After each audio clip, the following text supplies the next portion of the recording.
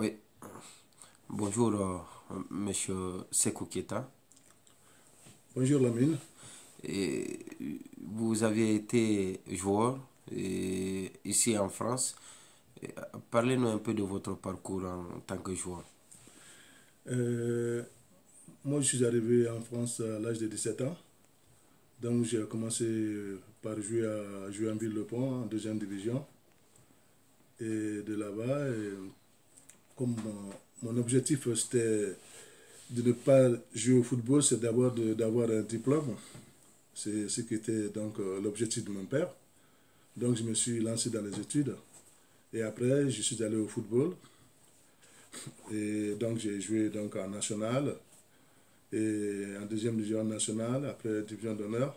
Et après, donc, à la suite de blessures, donc j'ai passé mes diplômes d'éducateur, que d'ailleurs qui a été interrompu également par les blessures. Donc, ce qui fait que je n'ai pas pu passer pardon, tous les diplômes que j'aurais voulu. D'accord, donc vous nous dites que vous avez l'éducateur, le métier d'éducateur vous a hanté depuis le début de votre carrière. Et c'est comme ça que vous êtes venu dans ce métier. C'est ça. Moi, dès que je jouais, quand j'ai commencé à jouer, mon objectif était aussi un jour d'apporter mes connaissances au niveau donc, des jeunes, surtout dans mon pays, ce qui m'a permis donc, de passer mes diplômes. Et là, aujourd'hui, bon, donc, je souhaite donc apporter cette connaissance à mon pays, quoi, Ok. aux jeunes de mon pays. Et parlons de votre expérience ici. Est-ce que vous avez eu des enfants qui sont passés par vous et qui se sont retrouvés au sommet de leur art? Grâce à Dieu, oui, disons que moi je les ai eus, maintenant c'est le bon Dieu qui les a accompagnés pour arriver là où ils sont arrivés. Déjà, bon, moi, ici, dans la petite ville où je suis, j'avais 250 gamins par an, toute l'école de foot, des tout petits, 6 ans, jusqu'au Quelle 15 école de foot, toi? hein, L'école de foot de la commune ou de la ville. de la ville? Parce que D'accord. chaque ville a son école de foot. Donc, moi, ici, Donc, au fait, vous étiez au service de la ville. j'étais au service de la ville. Voilà. Allez-y. Oui. Donc, j'étais au service de la ville. Dieu merci, j'ai eu donc des gamins. J'en ai un qui était professionnel au Paris Saint-Germain.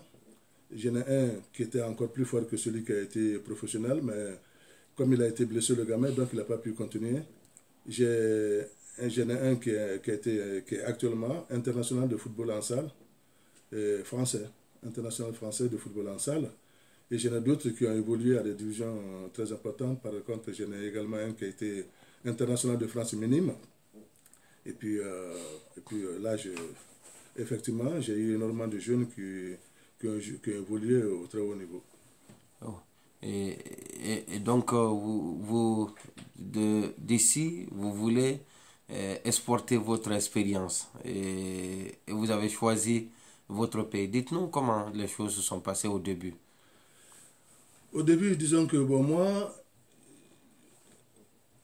donc je suis parti de la Guinée tout bébé pour aller en Côte d'Ivoire. Et de là-bas, donc j'ai fait toute mon enfance en Côte d'Ivoire. Donc j'ai à peine connu la Guinée. Parce que quand je suis venu en Guinée, j'ai perdu mon oncle et ma grand-mère qui étaient nos tuteurs. Et mon père est donc revenu nous chercher pour nous ramener en Côte d'Ivoire. Et moi, je suis venu en France à l'âge de 17 ans.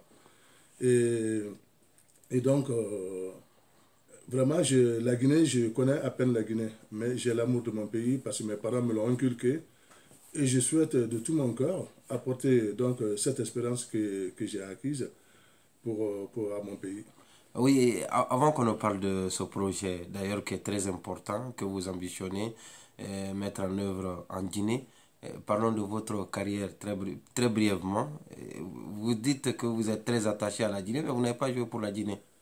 Mais justement, vu mon parcours, je ne pouvais pas jouer avec la Guinée. Et Dieu sait que bon, chacun a son destin. Et sinon, bon, moi, quand je suis arrivé en France, donc j'ai connu le Guinée Football Club, la première équipe guinéenne à Paris, où j'étais un élément très important. Et voilà, donc cet amour, moi, je jouais dans les clubs où j'étais payé, mais je refusais d'aller jouer là-bas pour jouer avec mes frères. Et parce que j'aimais mon pays, c'était mon objectif. Un jour, j'en ai parlé donc à Yansone Karpala, qui était notre entraîneur à l'époque. Je lui ai dit que mon objectif à moi, Donc la révolution n'est pas venue vous chercher. Non, la révolution n'est pas venue me chercher, non. Alors, parlons maintenant de ce projet. Et parlez-nous de ce projet que je l'ai rappelé tout à l'heure, que vous ambitionnez mettre en œuvre en Guinée, et très précisément à Sigiri. Parlez-nous de ce projet. Ce projet, c'est un projet vraiment que je porte depuis 2006, qui est un projet, je pense, sanitaire pour la jeunesse de notre pays, puisque les gamins, ce sera multisport pour donner la chance à tous les enfants. Donc, il y aura du football, de l'athlétisme, du tennis, du basket, du volley. Donc, les enfants iront à l'école soit le matin et faire du sport l'après-midi, soit inversement. Et ceux qui n'ont pas un niveau d'études assez important, on fera tout pour les faire apprendre un métier. C'est mon objectif. Il faut que, parce que le football, ce n'est pas tout. Donc c'est un centre sportif, ce n'est pas seulement que du football, qui sera pratiqué. Non. On essaiera de donner la chance à tous les enfants. Vous êtes à quel niveau aujourd'hui? Aujourd'hui, nous sommes... on est toujours au niveau du projet. On est en discussion avec les autorités, avec le DPJ de Sigiri. Et la ville de Sigiri nous a déjà octroyé 6 hectares. Donc, nous cherchons des bonnes volontés, des gens qui sont prêts à nous aider pour construire le bâtiment. Donc, toute personne qui voudrait s'impliquer, qui est attirée par ce projet, pourrait venir avoir une action dans ce projet? Au contraire, on demande la participation de tout le monde. Parce que quand on a participé à quelque chose, on connaît la valeur de la chose.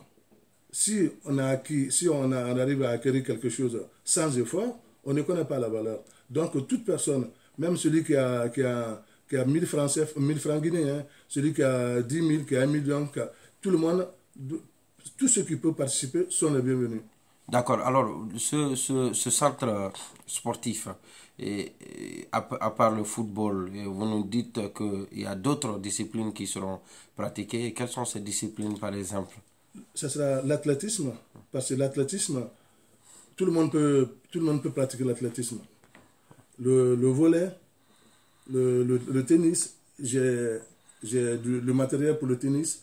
J'ai des gens qui sont prêts à venir, des éducateurs qui sont prêts à venir nous aider pour essayer d'apprendre les gamins à la pratique de ce sport qui n'est pas facile. Et tennis, athlétisme, basket, volley voilà. Et football. Donc on peut avoir les éducateurs pour tout ça là. Vous vous engagez à le faire? On va, Inch'Allah, si Dieu le veut. Déjà, on va mettre à contribution les gens du pays. Parce qu'il y a des anciens sportifs qui peuvent nous aider et d'autres sportifs peuvent venir d'ici quand les choses seront bien structurées. Et pour terminer, je vois des magnifiques trophées sur votre bureau. Parlez-nous de ce trophée. Commençons par la droite, par votre droite et moi ma gauche. Oui, ce trophée. Ouais. Ben, ces trophées sont des récompenses de la ville, également de mes jeunes. Donc c'est la coupe de votre jeune? Voilà, les jeunes qui m'ont offert cette coupe. Là, par exemple, cette coupe-là, ça c'est un trophée qui m'a été offert par les jeunes, car tous les ans, j'organise un tournoi ici, avec qu'on appelle tournoi souvenir, où tous les jeunes que j'ai connus, enfin le maximum, tous ceux qui peuvent, viennent participer. Donc ils m'ont offert ça, et ça c'est la ville qui me l'a offert. Et ça c'est également les jeunes lorsque je devais prendre ma retraite. D'accord. Et Djeliba Koro va vous regarder. Vous aimez bien ce village. Chaque fois que vous avez effectué un déplacement dans le cadre de l'exécution de votre projet, vous êtes venu là. Vous avez beaucoup aidé ces jeunes. Et qu'est-ce que vous avez à leur dire? Les jeunes de Djeliba Koro et de façon élargie, tous les jeunes de la Guinée. En quelques secondes. Ça, c'est une question très délicate. Car la Guinée, Djeliba Koro, c'est le village de mon cœur. Là où sont nés mes parents. Donc, je ferai tout mon possible pour les apporter tout ce que je pourrai. Merci à vous, Monsieur Sekou Keita. Merci, de rien. C'est moi qui vous remercie.